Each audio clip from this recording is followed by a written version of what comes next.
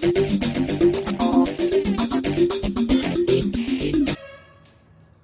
के कुछ एग्जांपल्स ले रहा हूं जिसमें मैं प्रॉपर्टी अप्लाई करके बता रहा हूं अलॉन्ग विद शॉर्ट ट्रिक्स।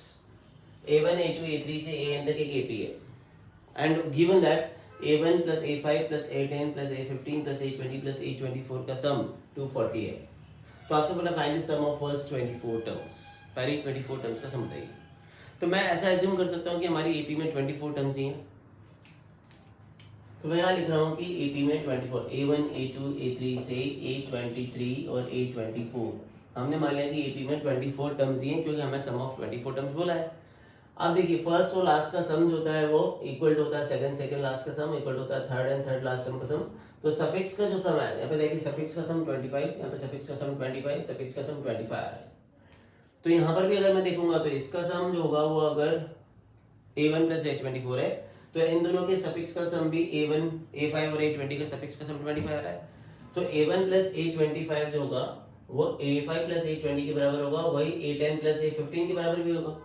तो मैं इसको 3 टाइम्स a1 plus a24 लिख सकता हूँ क्या बच्चों, इज इक्वल टू 240। एक बार ये हो गया a1 plus a24, एक बार हो गया a5 plus a20, एक बार हो गया a10 plus a15। तो ये 3 टाइम्स हो जाएगा। अब 3 से कैंसिलेशन करते हैं तो a1 plus a24 जो होगा वो 80 हो जाएगा। तो ये हमारे पास एक कंडीशन आ गई। कंडीशन नंबर 1 करके इसको छोड़ रहे हैं। अब आपसे बोला सम ऑफ फर्स्ट 24 टर्म्स बताइए। तो पहले 24 टर्म्स का सम अगर मैं लिखना चाहूँ तो फॉर्मूला आपको पता है n/2 फर्स्ट प्लस लास्ट। तो फर्स्ट टर्म हमारी a1, लास्ट टर्म 24 a24। तो इसका सम आपको दे रखा है 80, तो 12 into 80 तो आंसर विल बी 960। तो आंसर आपका बी इज करेक्ट। तो this is the way in which we can use properties. एक और क्वेश्चन लेते हैं। if b plus c upon a, c plus a upon b and a plus b upon c are in AP, then a b c are in AP, GP, HP, none of these। हमें पता है कि किसी भी AP में अगर आपने constant term add किया है तो एपी रिमेन्स एपी। मैं यहाँ पे अगर +1 कर दूँ तो ये एलसीएम लेने के बाद b plus c plus a हो जाएगा अपॉन ए। यहाँ पे +1 कर दूंगा तो c plus a plus b upon b और a plus b plus c upon c। तो अगर किसी भी एपी में आपने कांस्टेंट ऐड किया तो मैंने 1 ऐड कर दिया,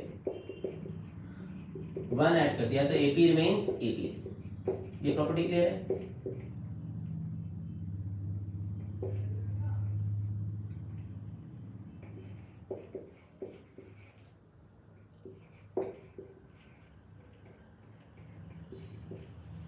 वन ऐड करने पे एपी रिमेन्स एपी। और जब मैं यहाँ पर एलसीएम ले रहा हूँ तो एलसीएम लेने पे ये a plus B plus C upon A हो जाएगा, ये c plus A plus B upon B हो जाएगा और ये a plus B plus C upon C हो जाएगा। AP remains AP. अब एपी को अगर आप किसी भी कांस्टेंट से डिवाइड करेंगे तो एपी रिमेन्स एपी। मल्टीप्लाई करें या डिवाइड करें तो अगर मैं a plus B plus C, a plus B plus C और a plus B plus C divide करूंगा तो 1 upon a 1 upon b 1 upon c are in AP. और अगर ये एपी है तो इसका रेसिप्रोकल क्या होगा, तो देयरफॉर हम कह सकते हैं कि A B C are in HP.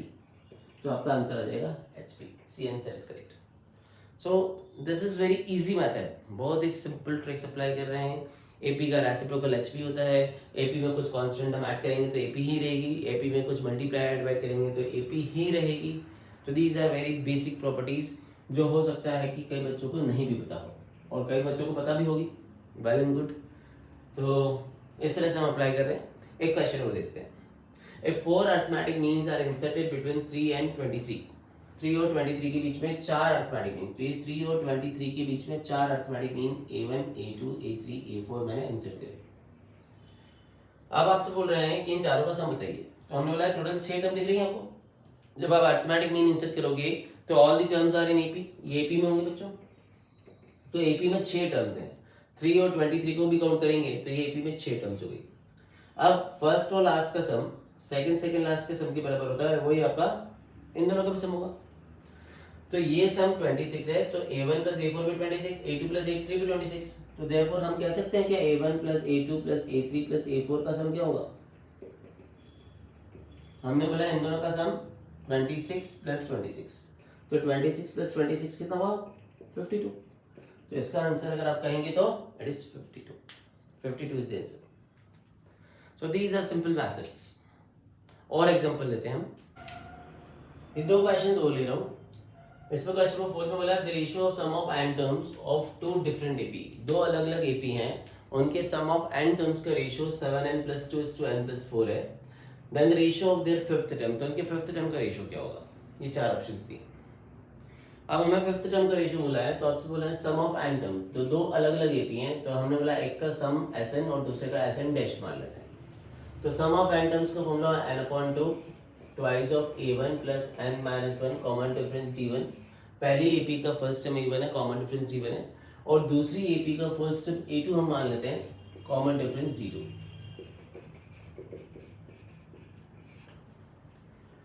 अब आपसे पूछ रहे हैं find the ratio of their fifth term, fifth term का रेशियो। तो फिफ्थ टर्म के बारे में बात कर रहे हैं, तो फिफ्थ टर्म t5 डैश, तो यहाँ पर आएगा a1 + 4d1 और a2 + 4d2, फिफ्थ टर्म का रेशियो चाहिए। तो हमने बोला ये हमारी रिक्वायरमेंट है। यहाँ पर अगर हम देखें तो चार अननोन है, हमारे लिए फाइंड करना डिफिकल्ट है। n/2 से n/2 कैंसिल किया, 2 से डिवाइड कर रहा हूँ तो इधर भी 2 से डिवाइड कर रहा हूँ, तो a1 + n-1/2 × d1, और ये हो जाएगा आपका a2 + n-1/2 × d2, और ये आपको रेशियो दे रखा है 7n + 2/n + 4। ये स्टेप क्लियर है? 2 से इधर और इधर डिवाइड कर दिया और ये रेशियो आपको गिवन है। अब मेरे पास चार अननोन है, तो हमने बोला कि यहाँ पर a1 d1 a2 d2 चल रहा है, तो अगर ये वैल्यू n-1/2 को हम 4 पुट कर दें तो ये भी 4d1 हो जाएगा, ये भी 4d1 हो जाएगा, तो यहाँ पुट n-1/2 = 4, तो देयरफॉर n की वैल्यू हो जाएगी 9। तो आप दोनों साइड n को 9 पुट कर दीजिए, you will get the answer. तो n को 9 पुट करें तो 9 × 7 63, 63 + 2 हो जाएगा 65, 9 + 4 is 13, और ये आपका फिफ्थ टर्म का रेशियो बन जाएगा। तो रेशियो कितना हो जाएगा? 5:1। तो ऐसा आंसर आपका सी ऑप्शन, तो answer C is correct. So this is the way in which we solve questions of AP. These are simple tricks जो आपको अप्लाई करना है, ये आपका टाइम सेव करेगा। ऐसे क्वेश्चन छोड़ने नहीं है, कई बच्चे ये क्वेश्चन छोड़ के आ जाते हैं। एक और ले लें क्वेश्चन नंबर 5 है, find maximum some of the progression 20, 19 integer 1/3, 18 integer 2/3 and so on. तो हमने बोला ये प्रोग्रेशन कौन सी है? तो हमने बोला दिस इज एपी। अगर आप इसका डिफरेंस देखेंगे तो डिफरेंस -2/3 डिक्रीजिंग फॉर्मेट में -2/3, इसका डिफरेंस भी -2/3 है। तो सक्सेडिंग टर्म का difference second term minus first term -2/3, third term minus second term -2/3 आ रहा है।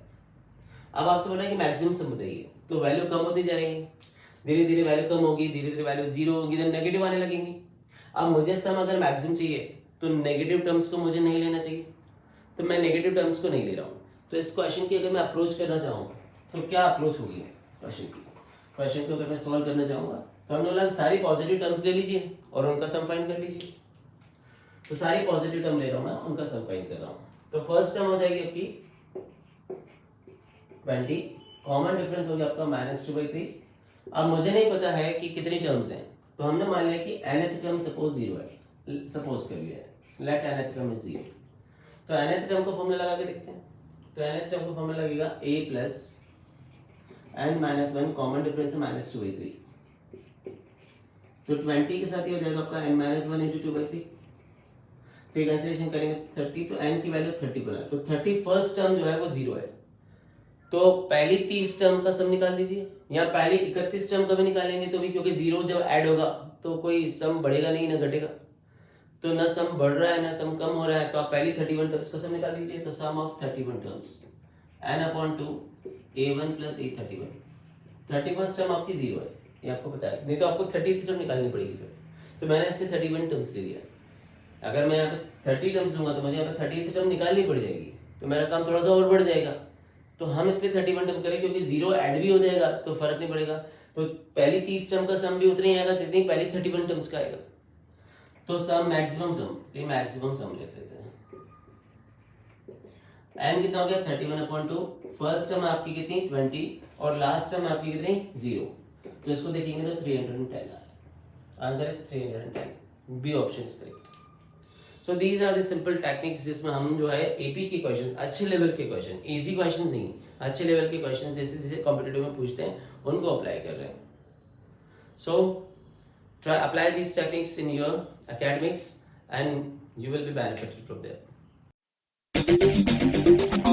है।